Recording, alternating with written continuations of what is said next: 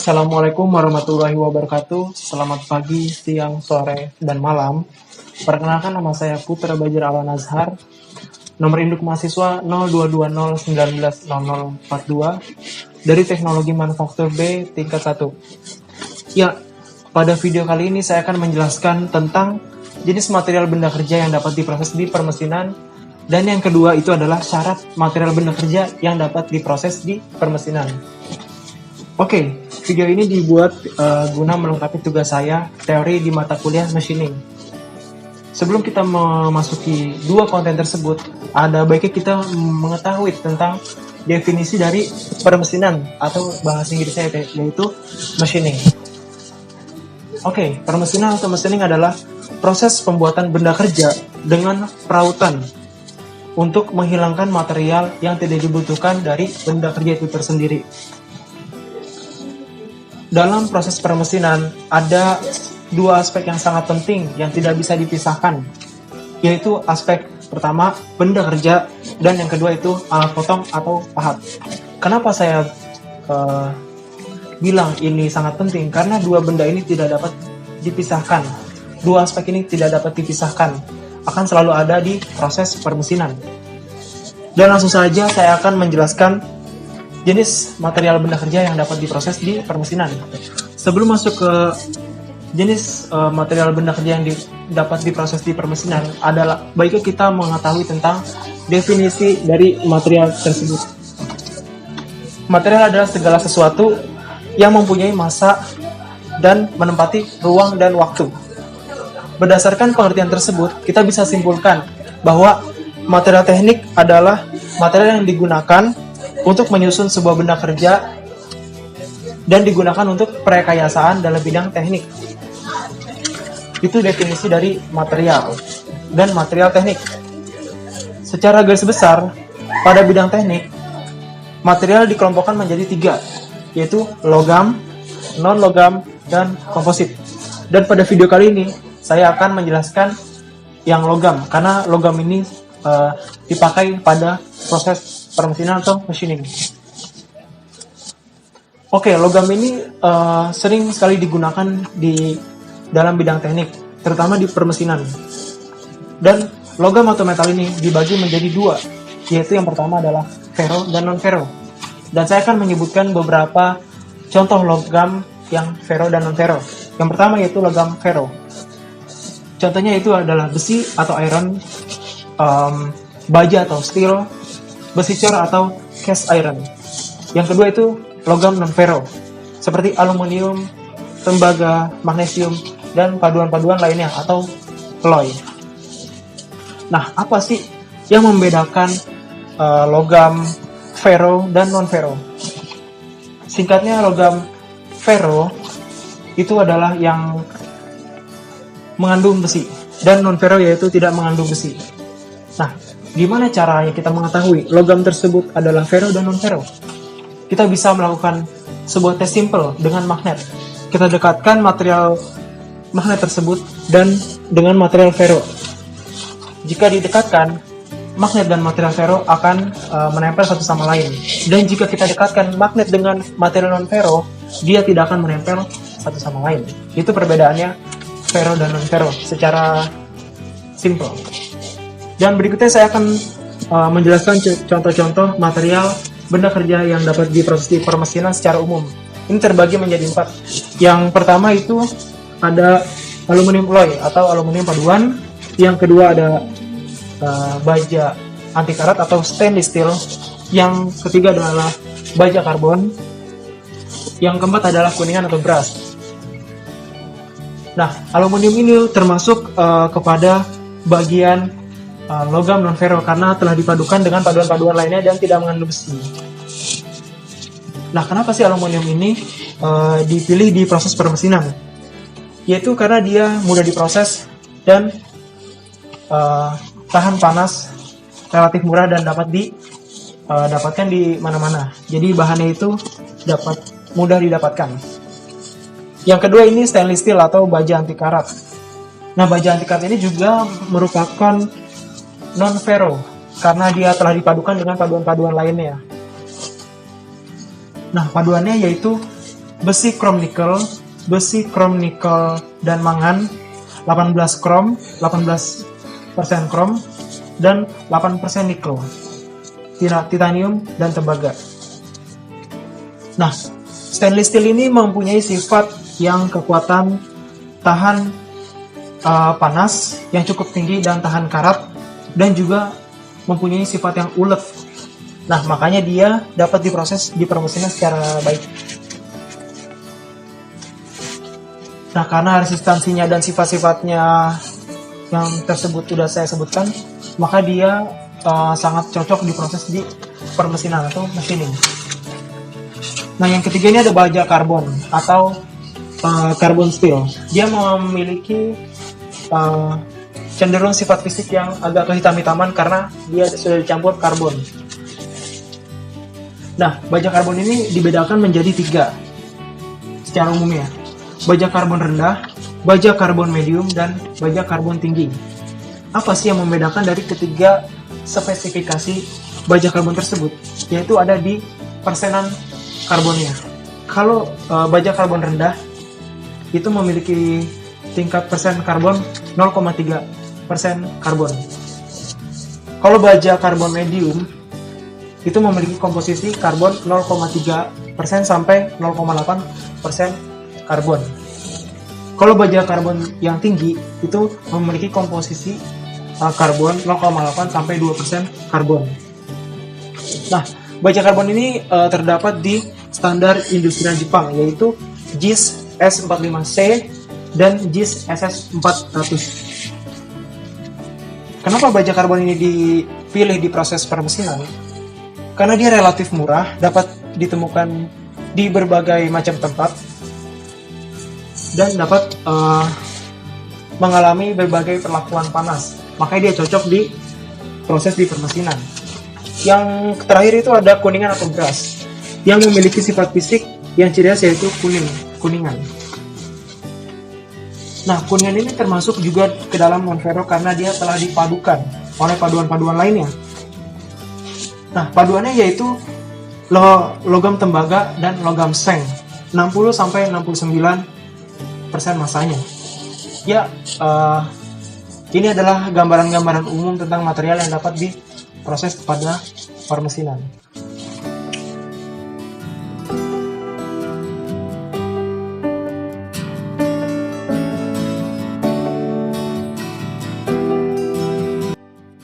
Ya, selanjutnya kita akan membahas material atau syarat material benda kerja yang dapat diproses di permesinan. Nah, kenapa syarat material benda kerja yang dapat diproses di permesinan itu penting? Karena syarat material benda kerja itu sama dengan sifat-sifat benda kerja yang dapat diproses di permesinan. Nah, di sini saya sudah menyimpulkan ada 4 hal yang penting syarat material benda kerja yang dapat diproses di permesinan. Yang pertama itu tidak getas, yang kedua itu tahan panas, yang ketiga ulet, dan tahan korosi. Tapi selain itu saya juga bisa memberi informasi dari selain 4 poin tersebut yang nanti akan saya bahas di pembahasan berikut ini. Yang pertama itu material tidak boleh lebih keras daripada alat potong. Kenapa? Jika pada saat proses pemotongan, penyayatan atau pengikisan, jika material benda kerja lebih keras daripada alat potong, maka bisa saja alat potong itu terkikis, tersayat, ataupun terpotong dari benda kerja tersebut karena benda kerja tersebut lebih kuat dan lebih keras dari alat potong.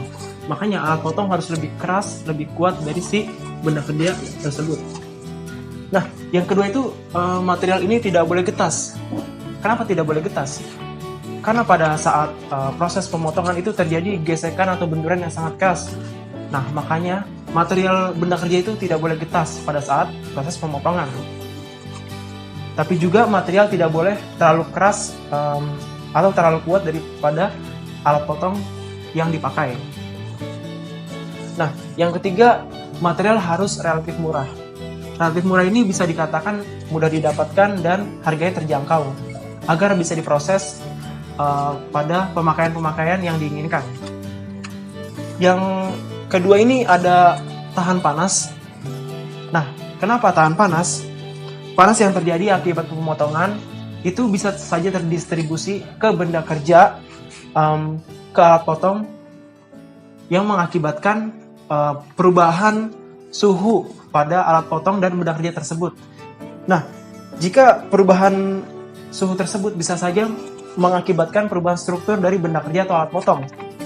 Nah, sehingga struktur alat potong atau benda kerja bisa saja berubah atau deformasi. Nah, kita harapkan pada saat material benda kerja tidak terjadi perubahan struktur atom di dalam benda kerja tersebut yang mengakibatkan deformasi. Nah, yang selanjutnya ada ulet. Kenapa ulet? Ulet ini adalah untuk mengatasi atau menetralisir beban kejut akibat getaran pada saat pertama impact pemotongan. Nah, yang selanjutnya material benda kerja itu harus stabil atau tidak lentur. Karena diharapkan alat potong itu kuat pada saat impact pertama proses pemotongan. Nah, jika dia lentur atau tidak stabil, maka dia akan goyang atau bergeser. Nah, oleh sebab itu, maka proses pemotongan tidak maksimal atau tidak presisi. Nah, yang terakhir itu ada tahan korosi. Kenapa tahan korosi menjadi syarat material yang harus ada di benda kerja? Nah, karena proses pemotongan, penyayatan atau pengikisan itu menimbulkan perubahan atom pada struktur material benda kerja itu sendiri yang diharapkan setelah proses pemotongan, pengikisan atau penyayatan itu benda kerja berubah bentuk tapi tidak karat dan tidak korosi. Makanya dia penting sekali menjadi syarat material yang bisa diproses di permesinan.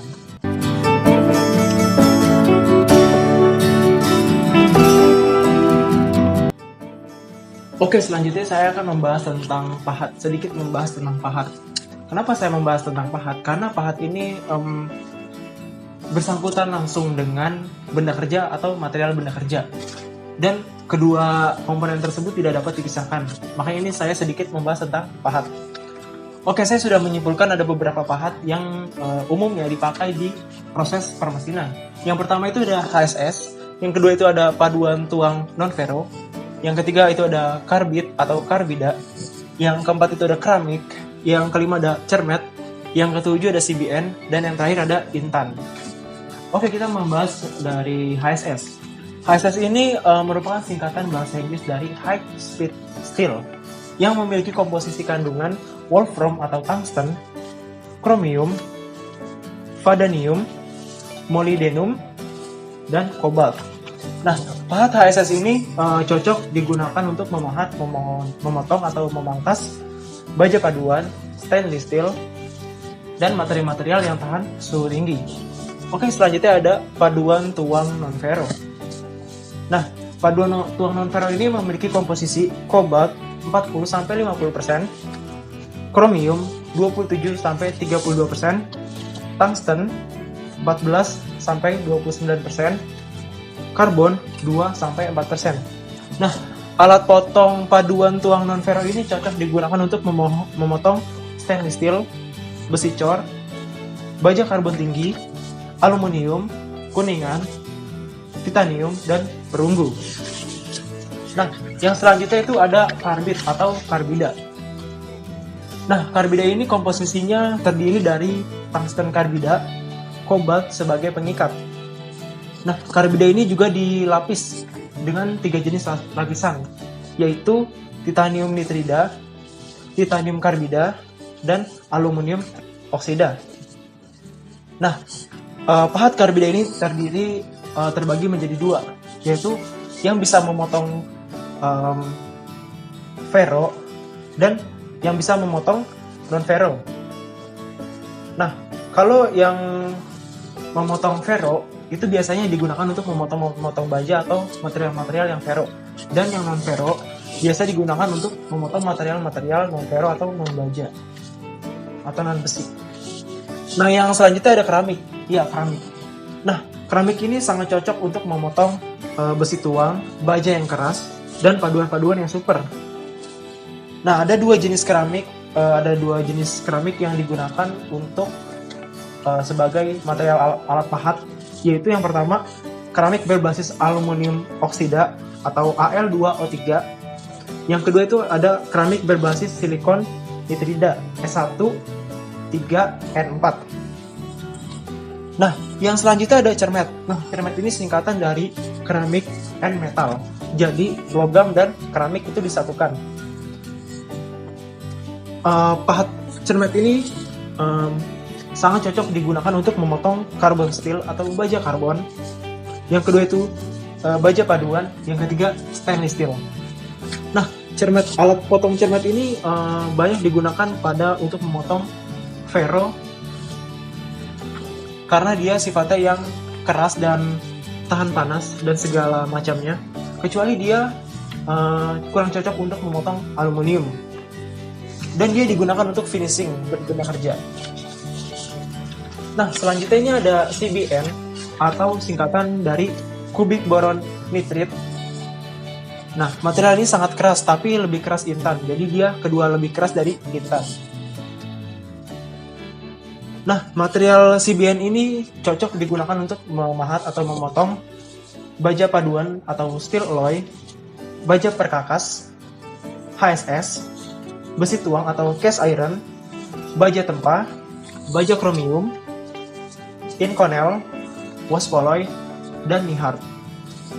Nah, kita memasuki pahat yang terakhir. Ini pahat yang paling keras dan dia sifatnya tahan aus. Nah, alat potong intan ini cocok untuk alat potong yang benda-benda yang sangat keras karena dia menghasilkan potongan yang halus dan kepresisian yang tinggi. Digunakan biasanya untuk finishing benda kerja. Nah, pahat intan ini digunakan untuk memotong aluminium alloy, tembaga, kuningan, perunggu, seng, paduan magnesium, timah, emas, perak, karbida, grafit, dan fiberglass.